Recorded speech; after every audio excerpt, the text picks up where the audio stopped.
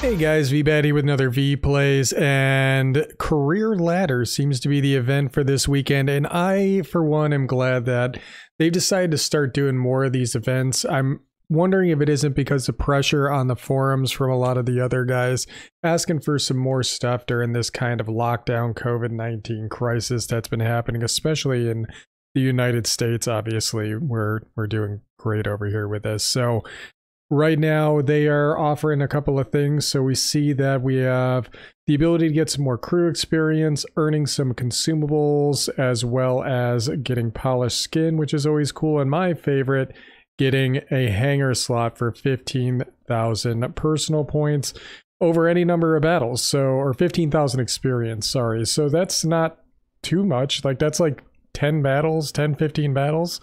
So yeah, I think that that's a really good deal. And in honor of yesterday's battle where we actually got taken out by a J4M, I decided I would be taking out a J4M. I don't necessarily think it's the best Tier 7 premium out there, but it is a neat aircraft, and as I mentioned before, this thing is an absolute rocket ship in the climb, at least at this tier. What are we even going up against? IL-10, Hornet, they're also specialized, and a P-38J. So we do have the airfield in the middle, as well as the command center and the mines. So getting the command center is going to be paramount for us. That IL-10 is probably going to pick up that mine pretty quick. We have a Key 102 and a B-32 on our side. So actually, here's what I'm going to do. I'm going to F2 the mine, and I think I can handle what needs to be done over here. Now, we've got a 30mm cannon. That's that big sticks out the front of the aircraft. And then these two 20s. The guns don't have very good range. They're about 2,000 feet, give or take. And this is another aircraft that's like a multi-role and name only. It is more of an anti-aircraft multi-role. We do have two big old bombs on here, but they actually reload very slowly. There, we just melted that guy with these big old guns. And now let's deviate away. Drop those bombs, get a little bit of distance.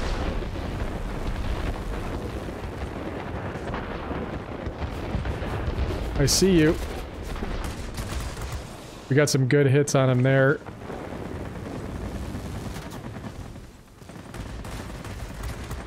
Getting that 30 to make contact is really important. There we go. Looks like they picked up the mine pretty quick on us here. Come on! Rudder. We pick this guy up. Okay, good. The Key 102 ended up getting him. Let's F2 the mine yet again. We're gonna head for the airfield. With the exception of the bots, we should be able to dogfight over there fairly easily. Oh, our B-32 came over here. Sasa. So hopefully Sasa can make his way over to the mine. That Hornet is pretty low health. Taking him out is going to be worth about 60 capture points. And the zone is currently unlocked. Oh, he's getting some wrench though. Let's look for one of these things that's at low airspeed. One down. Whoops, something's on my 6. Let's deviate. And our Key 102 is in trouble. The Hornet is on him. Can we get him? Oh, not in time. Something's on our 6 now. Good hits on the P-38. Something again is right on us. Get that 30 to make contact. You can just see that health just absolutely whittle away. Again, the bombs take a lot longer to reload on this thing, so we weren't quite able to pick this up as quickly as I would have preferred. Let's see if we can pick up this P-38. Got him. So now we have control of this zone. That is going to be the Hornet coming in for a little bit of vengeance. That's fine. Gonna hit the boost cooler here. Try and get around on this guy. Oh, And then P-38J as well. Man, they are both here looking for some Veebat to kill. We got our one wing. Let's double back around. Keeping an eye on which direction the P-38 is facing.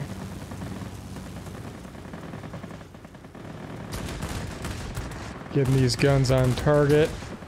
We're not super maneuverable, but we can definitely outturn something like a Hornet.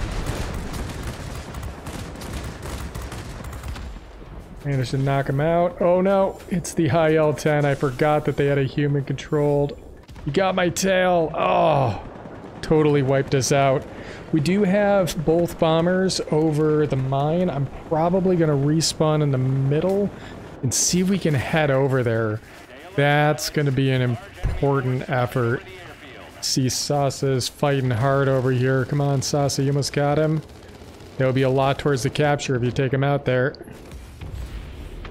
Alright, let's go over there and help Sasa out. Oh, or not right this second. Both of these guys are on my GA. One down.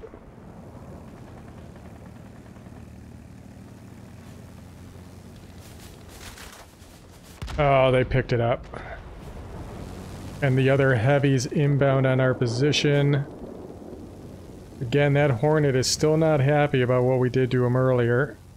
We're kind of in a rolling fight right now. Barrel rolling around each other. And now he's got a multi-roll coming in on my 6. We got a good hit on him. We got his wing. So he's lost some roll maneuverability. Got him. Bombs are back. Just about got this zone, guys. Good, good, good.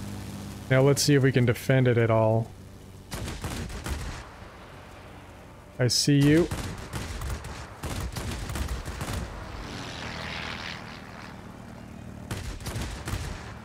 No joy on that run in. Let's drop the nose and see if we can burn away. Got a lot of aircraft chasing us right now, and we just don't have the maneuverability to fight them all. We are getting up to 503 miles an hour at tier 7. We're getting some distance on these fellers. We are going to have to double back on this multi-roll at some point. Corsair. What did we get? We got his wing.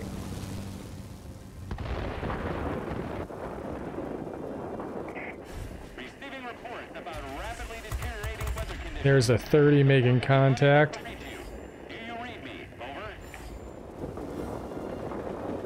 A lot of enemy aircraft over here.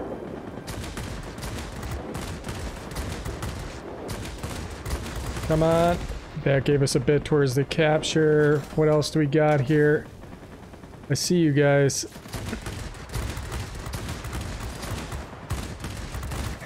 .30's making contact. Yes, we just got air supremacy, but it ain't over yet.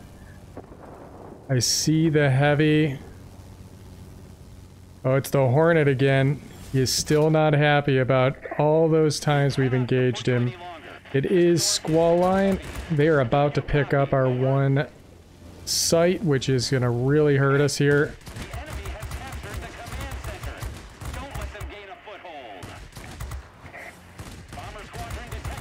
Got him. Just picked up grade 2. We're just not going to have the time. Oh, the mine is going to tick over, though. I see you, Sterling. You and I had a meeting of the mines earlier. Let's go for the climb.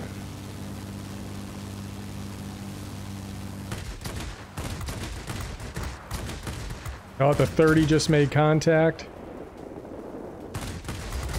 This is not where you want to be, friend.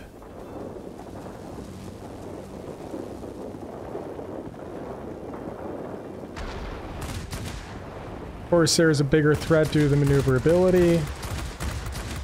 Knocked out. Man, he is just too slow for us. On target. Knocked him out. Just picked up Wing Legend. We're not quite going to win this match. You know, can't win them all, guys. Even I have bad luck streaks, but what a stellar battle for this aircraft. And I'd like to think that, you know, despite it being a loss, it was a really fun battle. So go ahead and throw the GG.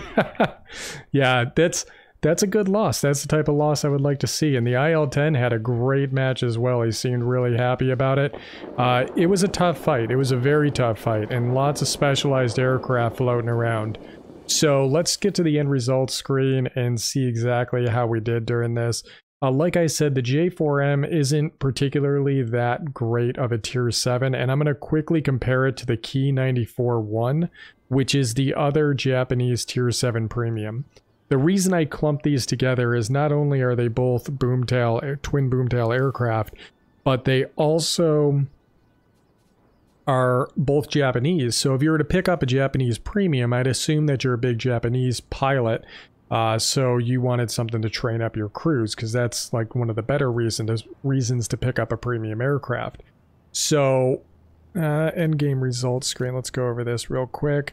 So we managed to kill 16 aircraft, 4 heavies. I think it was mostly me killing that Hornet. How many times did we kill the Hornet? 4 times he was killed by me. So every time I killed a heavy, it was Zitches? I don't know. Anyways, 4,600 damage to aircraft. And then we captured the airbase twice, as well as the command center once, for a total of 680 capture points, 440 while attacking sectors. The bombs have a very long reload, and this is where I'm going to start comparing it real quick to the Ki 94-1. Because the Ki 94-1 is also got the twin boomtail pusher design, but when it comes to maneuverability, and this is also specialized, it lacks a maneuverability. So you can see the J4M is like a little bit under 12 seconds once we specialized it and we've gone with the lightweight wing frame. But the firepower is far less, like half of the firepower. Because while we have a 30 and 2 20s, the Ki 94-1 actually has 2 30s and 2 37s. This thing hits like a Mack truck.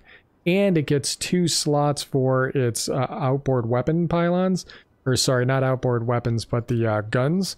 So I actually have on there gas-operated action and bolt carriers, as well as the gun sight. So you're able to get a lot of damage out of this thing. A little bit shorter range, but that's because it doesn't have the 20s to kind of push it beyond.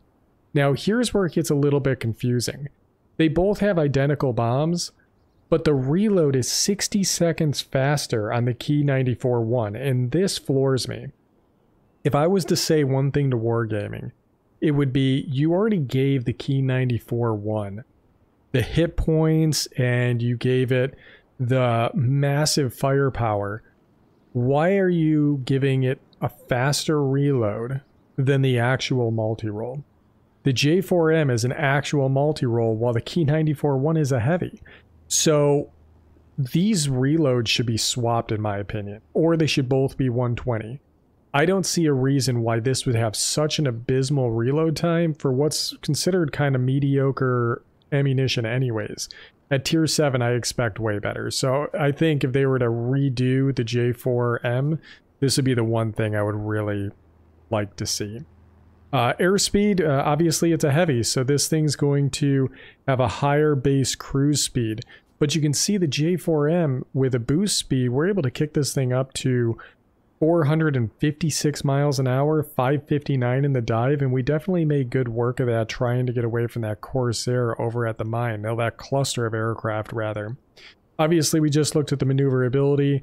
The altitude performance is a little bit higher, but this is what I was talking about with the J4M. The J4M has a 450 feet per second climb rate. If you were to compare that with another tier 7 multi-roll like the Focke-Wulf 190D, it's only 342 for just a quick comparison. And we know the Focke-Wulf 190D has a really good motor in it.